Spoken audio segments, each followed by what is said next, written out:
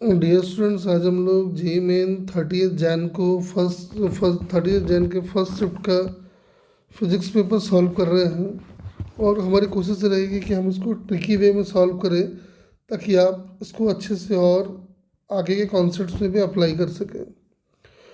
Question यहाँ पे कह रहा है कि एक टावर के ऊपर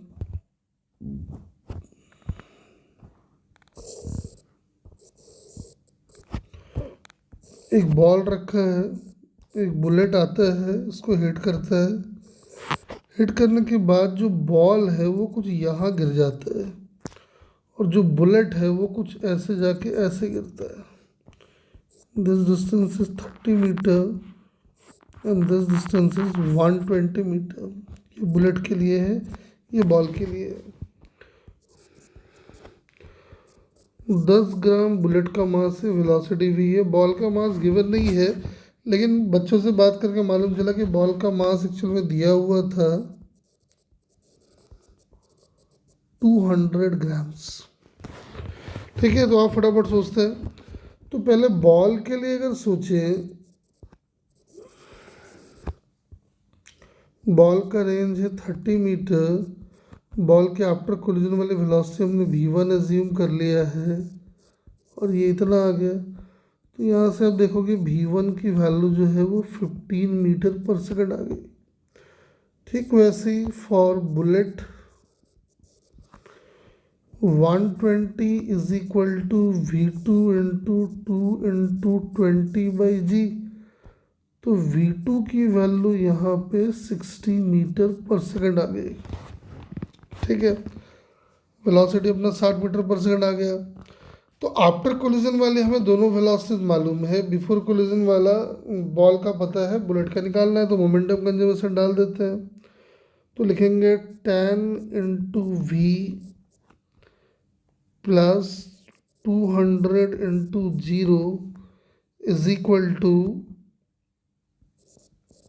200 इंटू 15 प्लस 10 इंटू 60। तो यहाँ से कैंसिल कर दो एक एक। तो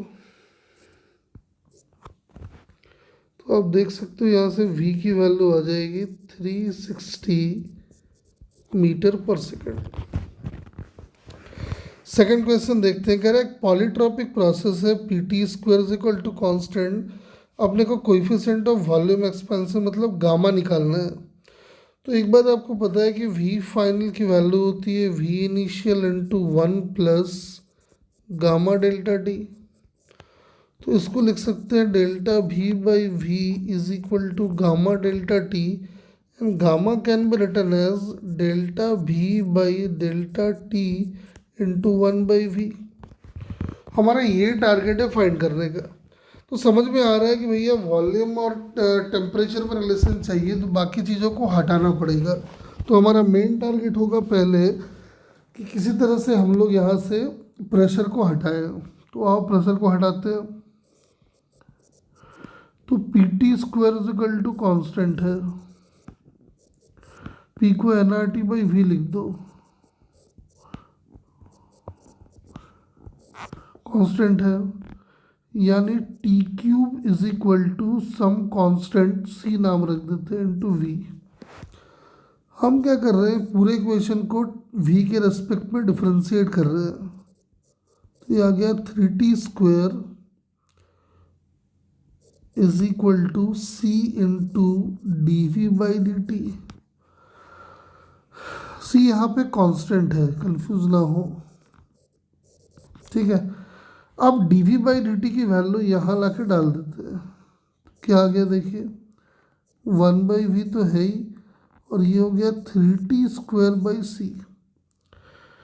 अब अगर ध्यान से देखो तो v की वैल्यू अगर हम यहाँ से देख लें, c इंटू वी की वैल्यू है 3t 8t क्यूब, तो उसको लाके डाल दो तो ये हो गया इतना बाई टी क्यूब। तो ये आंसर अपना आ जाएगा 3/t, यानी gamma is equal to 3/t। तो यहाँ से गामा की वैल्यू हम निकाल सकते हैं। ठीक है, आओ नेक्स्ट क्वेश्चन देखते हैं। कह रहे एक रॉड है, वो अपने मिड पॉइंट के अबाउट रोटेट हो रहा है, कुछ ऐसे रोटेट हो रहा होगा। ये अपना मिड पॉइंट है। तो आपको पता है कि इसकी जो रोटेशनल काइनेटिक एनर्जी होती है वो होती है हाफ आई ओमेगा स्क्वायर, और अकॉर्डिंगली क्वेश्चन ये ई के इक्वल अपने को दे रखा है, यानी ओमेगा की वैल्यू हो गई 2e/आई का अंडर रूट, है ना।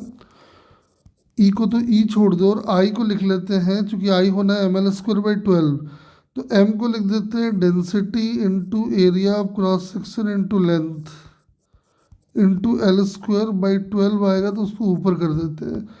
लेकिन यहाँ पे L की वैल्यू हमें 2 दी हुई है, तो ये हमारा कुल मिला के 8 हो जाने वाला है, और ये इन दोनों को काट दे तो ये 3 आ जाएगा। तो आंसर आ गया 3e/DA, और इस पूरे का पावर है 1/2। तो अगर गिवन फॉर्मेट जो क्वेश्चन में दे रखा है उसे कंपेयर कर दो तो साफ दिख रहा है कि जो अल्फ़ा की वैल्यू है वो है 3। ठीक है, और थोड़ा नेक्स्ट क्वेश्चन देखें। कह रहा है एक पार्टिकल है जो फर्स्ट हाफ चला है 5 मीटर पर सेकंड से, तो मान लेते हैं फर्स्ट हाफ ये रहा होगा, तो x/2 कर देते हैं। ठीक है, और बाकी जो आधा रहा है उसमें जो चला है वो टाइम आधा आधा है, तो उसका नाम हम लोग टी कर देते हैं, और यहाँ से यहाँ का जो टाइम है उसका नाम कुछ कैपिटल टी रख लेते हैं। अपने को निकालना है एवरेज स्पीड, तो एवरेज स्पीड का मतलब ही होता है total displacement travelled by total time taken, तो ये तो x हो गया। टाइम टेकन निकालना है तो यहाँ से यहाँ का जो टाइम होगा वो आ जाएगा x/2 इंटू वी, मतलब 5, और प्लस आ जाएगा 2t। हाँ, एक बात हम लिख सकते हैं कि इस हाफ में जो इसकी वेलोसिटी है वो 10 मीटर पर सेकंड है, और इस हाफ में इसकी वेलोसिटी 15 मीटर पर सेकंड है। तो एक बात लिखा आ सकता है कि 10 into T plus 15 into T is equal to x/2, यानी x can be written as 50t, यानी यहाँ से हम लोग 2t की वैल्यू निकाल सकते हैं एज x/25।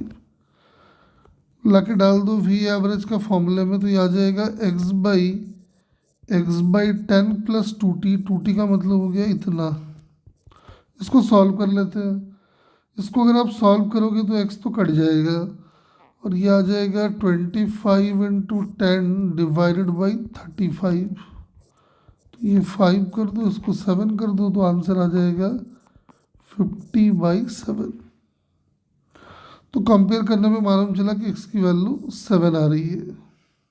ठीक है, अब नेक्स्ट क्वेश्चन की तरफ बढ़े अगर, तो कह रहा है कि 2 कंडक्टर्स हैं, एक का रेडियस है r और दूसरे का रेडियस है 2r। ठीक है, चार्ज डेंसिटी दोनों का सेम है, इसका मतलब छोटे वाले पे जो चार्ज आया होगा वो सिग्मा इंटू 4πr² आया होगा, तो हमने उसका नाम कर दिया है Q0। हमने क्या किया कि जहाँ जहाँ पे सिग्मा नॉट इंटू 4πr² आया तो हमने ये कर दिया है। ठीक वैसे जो इस पे चार्ज आएगा वो समझ में आ रहा है, जो कि चार्ज डेंसिटी सेम है, रेडियस डबल है, तो चार्ज इसका डबल आना चाहिए, है ना। तो इसको भी ऐसा कर लेते हैं। अब कहते हैं इन दोनों को हमने जोड़ दिया। भाई तो जोड़ोगे तो चार्ज का डिस्ट्रीब्यूशन तब तक चलेगा जब तक दोनों का पोटेंशियल सेम ना हो जाए। तो मैंने मान लिया कि यहाँ से एक्स चार्ज चला गया होगा और यहाँ एक्स चार्ज आ गया होगा, तो साफ समझ में आ रहा है कि Q0 minus X divided by v is equal to होता है Q/C, और C में R आता है तो R लिख दो। That must be equal to 4Q0 plus X divide by 2R कर दो, R से R काटो, सिंप्लीफाई करो तो आ गया 2Q0 minus 2x is equal to 4Q0 plus X. तो यहाँ से x निकल के आ जाएगा -2Q0/3 लाके डाल दो तो समझ में आ रहा है कि इसका जो फाइनल चार्ज हो जाएगा, अगर उसको सिंपली लिख ले, माइनस में लाके डाल दो तो आ जाएगा 5Q0/3, और इसका जब लिखोगे तो आ जाएगा 10Q0/3। फाइनल चार्जेस अपने को पता चल गए हैं। अब क्या कह रहा है वो?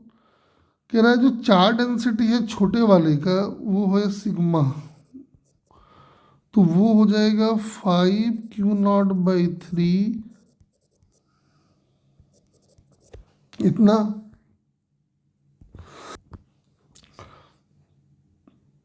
तो सिग्मा की वैल्यू यहाँ से ये आ गई, और सिग्मा डैश अगर हम लिखना चाहेंगे तो सिग्मा डैश आ जाएगा 10Q0/3/4π2r²। अपने को चाहिए सिग्मा डैश बाई सिग्मा, तो यहाँ से अगर लिख ले सिग्मा डैश बाई सिग्मा तो क्या क्या आएगा देखो। तो पहले तो आ गया 2, ठीक है, 2 तो आ ही गया, और साथ में एक टर्म आ जाएगा 1/4 का, यानी कि एक मिनट, ये आ जाएगा 2 × 1/4, यानी आंसर आ जाएगा 1/2 का। बहुत जगह पे मैं देख रहा हूँ कि ना ये कहीं पे क्वेश्चन ये बदला हुआ है। अब एग्जैक्ट वो क्वेश्चन मुझे नहीं ध्यान है, मुझे जो बच्चों ने बताया उसके हिसाब से ये सॉल्यूशन है। हो सकता है क्वेश्चन अलग आया हो क्योंकि ये मेमोरी बेस्ड है। नेक्स्ट क्वेश्चन पे आते हैं। कह रहे heat is absorb by the gas, यानी डेल्टा क्यू इज पॉजिटिव, और चूंकि प्रोसेस आइसोथर्मल है तो डेल्टा टी इज जीरो। तो from first law of thermodynamics delta Q is delta U plus W. तो u ये अपना टर्म जीरो है, इसका मतलब w is equal to delta Q, और डेल्टा क्यू है पॉजिटिव यानी w है पॉजिटिव, और w अगर पॉजिटिव है इसका मतलब gas is work is done by the gas. तो हम देख सकते हैं कि work done by the gas एक तो पॉजिटिव आ जाएगा, और दूसरा इंटर एनर्जी कांस्टेंट रह जाएगा, जो कि डेल्टा यू जीरो है। तो डेल्टा यू अगर ज़ीरो है इसका मतलब U final is equal to U initial. इसका मतलब जो करेक्ट ऑप्शन हो जाएगा inter energy constant and work done by the gas is positive. तो S2 नहीं, सॉरी S4 नहीं होगा, इंटर एनर्जी कांस्टेंट आना चाहिए ना, तो S2 और S3 आ जाएगा। तो अपना थर्ड ऑप्शन करेक्ट हो जाएगा। ठीक है।